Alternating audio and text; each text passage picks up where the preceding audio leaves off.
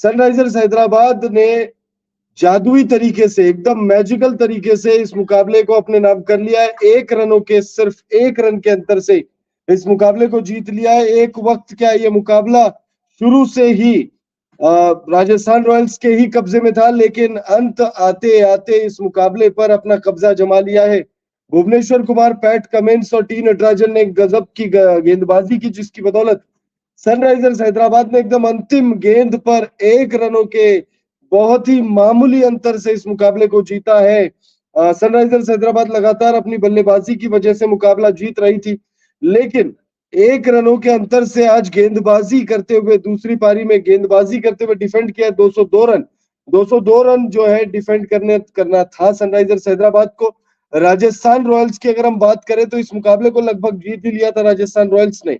आप अगर देखेंगे स्कोर कार्ड, अगर देखेंगे तो उसमें टॉप स्कोरर यशस्वी जायसवाल और रियान पराग रहे। यशस्वी जायसवाल 40 गेंदों में 67 रन बनाते हैं, 7 चौके और 2 छक्के वो लगाते हैं। रियान पराग की अगर आप बात करें तो रियान पराग ने 49 गेंदों में 77 रनों की पारी खेली, 157.14 की स्ट्राइक रेट है, 8 चौके और 4 सिक्स उन्होंने लगाए हैं।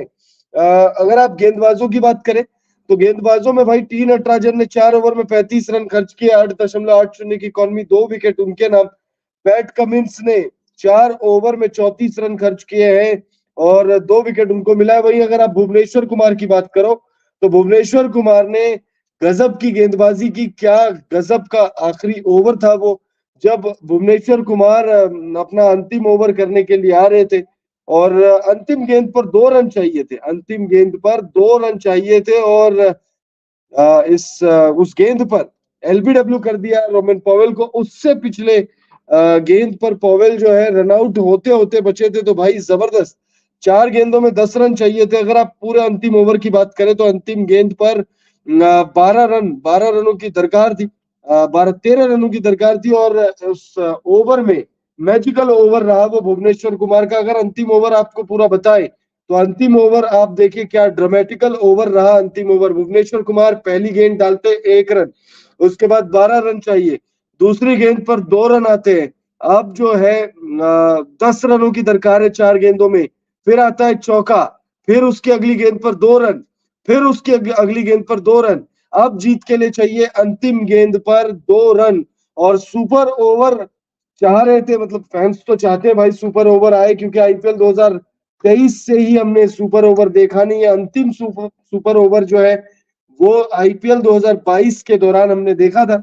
उसके बाद से लगातार जो है एक पूरा सीजन खत्म हो चुका है और ये सीजन भी अब अपनी समाप्ति की ओर है और एक भी सुपर ओवर जो है हमने देखा नहीं है। तो भाई अंतिम गेंद पर 2 रनों की दरकार थी और आउट कर दिया भाई, एलबीडब्ल्यू कर दिया रोमन पॉवेल को। और भाई इस मैच को देखने के बाद जो है सोशल मीडिया पर काफी बड़े बड़े एलिगेशंस फैंस जो है वो लगा रहे हैं। आपको इस लाइव सेशन के बाद हम तुरंत बाद बताएंगे फैंस क्या एलिगेशन लगा रहे हैं, वीडियो आप जरूर वो देखिएगा।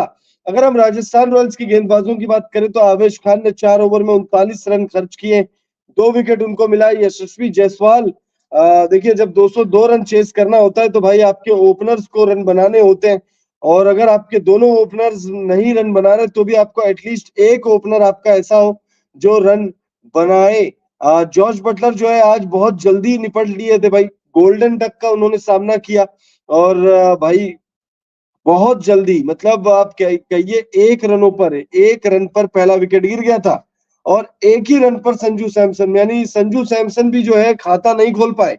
तो संजू सैमसन और जॉर्ज बटलर ये दोनों बल्लेबाज जो है खाता भी नहीं खोल पाए और लेकिन उसके बाद रियान पराग और यशस्वी जायसवाल ने गजब की बल्लेबाजी की, बहुत ही शानदार बल्लेबाजी की।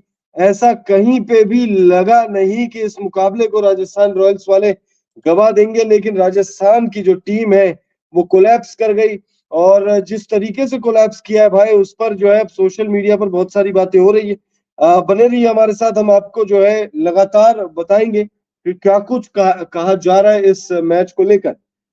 सबसे पहले आपको बता दें कि यह मुकाबला जो है हैदराबाद के राजीव गांधी इंटरनेशनल स्टेडियम में खेला जा रहा था और इस मुकाबले में टॉस जीतकर पहले बल्लेबाजी करने का फैसला करती है राजस्थान, माफी चाहूंगा, सनराइजर्स हैदराबाद।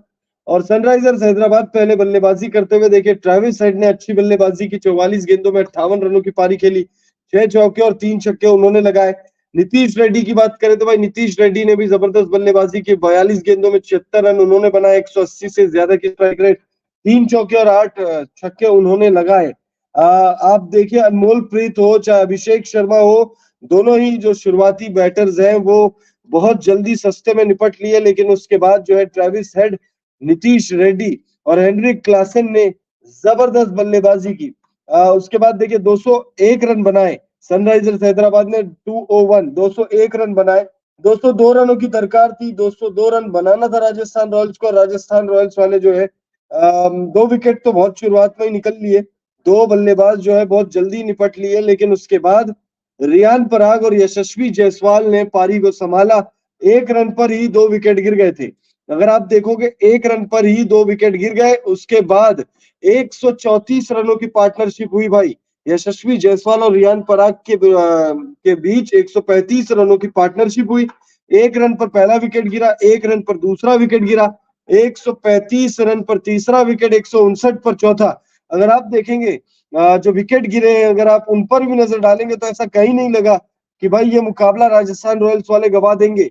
आप देखिए 1 रनों पर 1 विकेट, 1 रन पर 2 विकेट, 135 पर तीसरा, 159 पर चौथा, 181 पर पांचवा, 202 रनों की दरकार थी भाई, पांचवा विकेट 181 पर गिरा है, फिर 182 पर छठा विकेट गिर गया, फिर उसके बाद सातवां विकेट गिरा है 200 रनों पर, जहां पर राजस्थान रॉयल्स सिर्फ 1 रनों से शॉर्ट रह गई।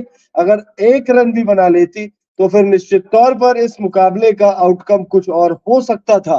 फिर हम देखते सुपर ओवर, आईपीएल 2024 का पहला सुपर ओवर, आईपीएल 2023 के बाद से पहला सुपर ओवर, हमने लगातार जो है 1-1.5 साल हो गए सुपर ओवर आईपीएल में देखा नहीं है। तो भाई सुपर ओवर होता, और सुपर ओवर होता तो फिर शायद कुछ और आउटकम हो सकता था। हो सकता था कि भाई संजू सैमसन, रियान पराग, यशस्वी जायसवाल और जॉर्ज बटलर, इन चारों में से कोई 1-2 बल्लेबाज जो है सुपर ओवर में अच्छी बल्लेबाजी करके मैच अपने नाम पर कर सकते थे, या फिर वहां पर आप देखोगे तो ट्रेविस हेड है भाई भूत बना सकते थे। हो सकता है सुपर ओवर में भी आउटकम शायद यही होता, लेकिन सुपर ओवर का रोमांच अलग रोमांच होता है, और सुपर ओवर का जो रोमांच है वो मिस कर रही है जनता जनार्दन जो है वो मिस कर रही है। आईपीएल 2024 में हमने 50 मुकाबले देख लिए, लेकिन इन 50 मुकाबलों में एक भी सुपर ओवर हमने नहीं देखा है। फैंस जो है सुपर ओवर चाहती है, लेकिन फैंस को सुपर ओवर देखने को मिला नहीं है। आप लोग कमेंट करके बताइए, अगर सुपर ओवर होता तो फिर कौन ये मुकाबले को जीतने में कामयाब होता। लगातार देखिए आप लोग के बीच बने हुए, और लगातार आप लोगों को खबर और लाइव सेशन के माध्यम से हम तमाम जानकारी जो है वो देते। अगर आप देखेंगे तो भाई नीतीश रेड्डी ने गजब की बल्लेबाजी की, नीतीश रेड्डी जबरदस्त बल्लेबाजी की उन्होंने, और इस मुकाबले को बनाया भाई सनराइजर्स हैदराबाद के लिए। अगर ये मुकाबला, आप कमेंट करके बताइए, ये मुकाबला किसकी वजह से जीती है सनराइजर्स हैदराबाद? क्या नीतीश रेड्डी, ट्रेविस हेड और हेनरिक क्लासन की बल्लेबाजी की वजह से ये मुकाबला जीती है, या फिर भुवनेश्वर कुमार की एक्सेप्शनल स्पेल की वजह से? मेरा वोट तो देखिए भाई भुवनेश्वर कुमार के साथ जाएगा, क्योंकि भुवनेश्वर कुमार ने इस मुकाबले में 3 सफलताएं दिलाई है सनराइजर्स हैदराबाद को, और भाई सनराइजर्स हैदराबाद के लिए मैच के हीरो मेरे हिसाब से भुवनेश्वर कुमार ही है, क्योंकि जब अंतिम गेंद पर 2 रनों की जरूरत होती है और रोमन पॉवेल जैसा बल्लेबाज स्ट्राइक पर होता है, तो फिर आप एक्सपेक्ट करते हो कि भाई रोमन पॉवेल जो है चौका लगा दे, छक्का लगा दे, अरे कुछ नहीं तो बैट लगा के दौड़ ले, ठीक है। लेकिन भुवनेश्वर कुमार ने बैट को बीट किया, रोमन पॉवेल को बीट किया, बॉल उनके पैड्स पर जाकर लगी, और अंपायर ने अपनी उंगली सीधी कर दी और अंपायर ने उन्हें आउट करार दिया। भुवनेश्वर कुमार की गजब की गेंदबाजी के दम पर इस मुकाबले को सनराइजर्स हैदराबाद ने 1 रनों के अंतर से जीत लिया है। इस मुकाबले को जीतने के बाद अब सनराइजर्स हैदराबाद थोड़ी राहत की सांस ले रही होगी, क्योंकि सनराइजर्स हैदराबाद अब भी, वैसे तो इस मुकाबले को अगर हार भी जाती तो भी कोई बहुत बड़ी आफत नहीं आ गई होती सनराइजर्स हैदराबाद पर, लेकिन देखिए प्रेशर सिचुएशन में टीम कोलैप्स कर सकती है। अभी टॉप 4 में अभी भी बनी हुई है, 10 मुकाबलों में 6 मुकाबले जीते हैं, 4 मुकाबले गंवाए हैं, 12 पॉइंट अब भी सनराइजर्स हैदराबाद के पास है, नेट रन रेट पॉजिटिव में। तो सनराइजर्स हैदराबाद जो है क्वालिफिकेशन के बेहद ज्यादा करीब है। और अगर हम अपडेटेड पॉइंट्स टेबल आपको बताएं तो राजस्थान रॉयल्स 10 मुकाबले खेल चुके हैं, 8 मुकाबले जीते हैं। क्वालिफिकेशन के लिए सिर्फ एक मुकाबले को जीतना है, सिर्फ एक मुकाबला जीत जाएगी राजस्थान, नाम के आगे क्यू लग जाएगा। वहीं क्यू लगने के बहुत ज्यादा करीब कोलकाता नाइट राइडर्स है। कोलकाता नाइट राइडर्स 9 मुकाबलों में 6 मुकाबले जीत चुकी है। कोलकाता नाइट राइडर्स को अब अपने कितने 5 मुकाबले खेलने हैं, जिसमें से सिर्फ और सिर्फ 2 मुकाबले जीतने हैं। वहीं अगर आप लखनऊ सुपर जायंट्स और सनराइजर्स हैदराबाद की बात करो तो 10-10 मुकाबले दोनों टीमों ने खेले, जिसमें दोनों ही टीमों के पास 6-6 जीत है, 4 हार है, 12 अंक है। तो भाई ये 4 टीमें प्रबल दावेदार है, लेकिन चेन्नई सुपर किंग्स और दिल्ली कैपिटल्स भी क्वालिफिकेशन के बहुत ज्यादा नजदीक है। ऐसा नहीं है कि दिल्ली कैपिटल्स और चेन्नई सुपर किंग्स क्वालिफाई नहीं कर सकती, लेकिन क्वालिफिकेशन से थोड़ी दूर अभी इस समय नजर आ रही है पंजाब किंग्स और गुजरात टाइटंस। और मुंबई इंडियंस और रॉयल चैलेंजर्स बैंगलोर, ये दोनों ही टीमें ऑलमोस्ट बाहर है। बहस बहस औपचारिक है। अब एक एक मुकाबला या तो ये गवा दे, या फिर कोलकाता, लखनऊ और हैदराबाद जो है अपने अगले 2-3 मुकाबले जीत जाए, तो भाई ये दोनों टीमें भी ऑटोमेटिकली बाहर होती चली जाएगी। जैसे ही चेन्नई, दिल्ली, ये दोनों टीमें 14 अंक तक पहुंचेंगे, और नेट रन रेट तो खैर बेहतर है ही मुंबई और आरसीबी के कंपैरिजन में, वैसे ही ये टीम जो है बाहर होती चली जाएगी। तो भाई एक बार फिर से आप लोग को मैच का हाईलाइट दे देते भाई। ये मुकाबला नंबर 50 खेला गया, और इस मुकाबले की अगर हम बात करें तो इस मुकाबले में पहले बल्लेबाजी करते हुए सनराइजर्स हैदराबाद ने 201 रन लगा दिए, और 202 रन बनाने थे भाई, 202 रन बनाने थे राजस्थान रॉयल्स को। राजस्थान रॉयल्स जो है बस 1 रनों से इस मुकाबले को गवा देती है। बड़े ही नाट